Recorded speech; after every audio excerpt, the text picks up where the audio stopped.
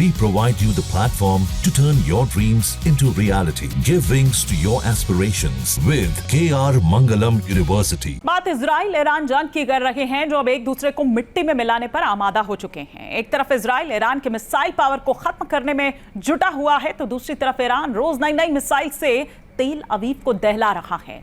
हम आपको बताएंगे कि ईरान की तरकश में कौन कौन सी घातक मिसाइलें हैं और अभी तक उसने कौन सी मिसाइलें इजराइल पर दागी हैं। लेकिन उससे पहले हम आपको दिखाते हैं कि किस तरह इजराइल के हवाई हमलों की वजह से ईरान की 3 मिसाइल्स बेकार हो गई हैं।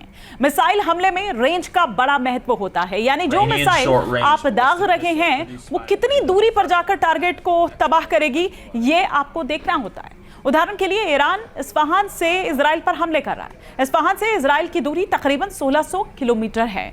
जाहिर है ईरान को वो मिसाइलें चाहिए जिसकी मारक क्षमता 1600 किलोमीटर या फिर इससे ज्यादा हो, लेकिन ईरान की 3 मिसाइलें ऐसी हैं जो 1600 किलोमीटर की रेंज पार नहीं कर सकती। इनमें पहली है हज कासिम मिसाइल, जिसकी रेंज सिर्फ 1400 किलोमीटर है। दूसरी है ईरान की फतेह 1, जो इजराइल के तेल अवीव तक पहुंच ही नहीं सकती, क्योंकि इसकी रेंज भी 1400 किलोमीटर ही है, यानी टारगेट से 200 किलोमीटर पहले ये मिसाइल गिर जाएगी। इस तरह ईरान की मिसाइल खैबर शेखन की बात करें तो ये भी इजराइल तक नहीं पहुंच सकती, क्योंकि इसकी रेंज 50 किलोमीटर है। ये बैलिस्टिक मिसाइल्स कम रेंज की वजह से इस्फहान से इजराइल तक नहीं पहुंच पा रही, लेकिन ईरान के बंकर में अब भी कई ऐसी बैलिस्टिक मिसाइल्स हैं जिसकी रेंज में इजराइल आता है। ईरान की इमाद मिसाइल इतनी धाकड़ है कि 1700 किलोमीटर दूर तक सटीक वार कर सकती है, यानी ये तेल अवीव से भी 100 किलोमीटर आगे तक लक्ष्य को भेज सकती है। इसके अलावा IRGC के गदर मिसाइल की रेंज 1950 किलोमीटर है।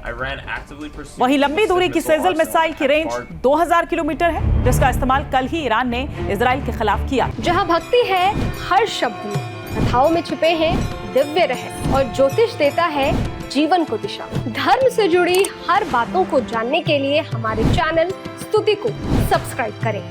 चैनल पर जाने के लिए इस लिंक पर क्लिक करें।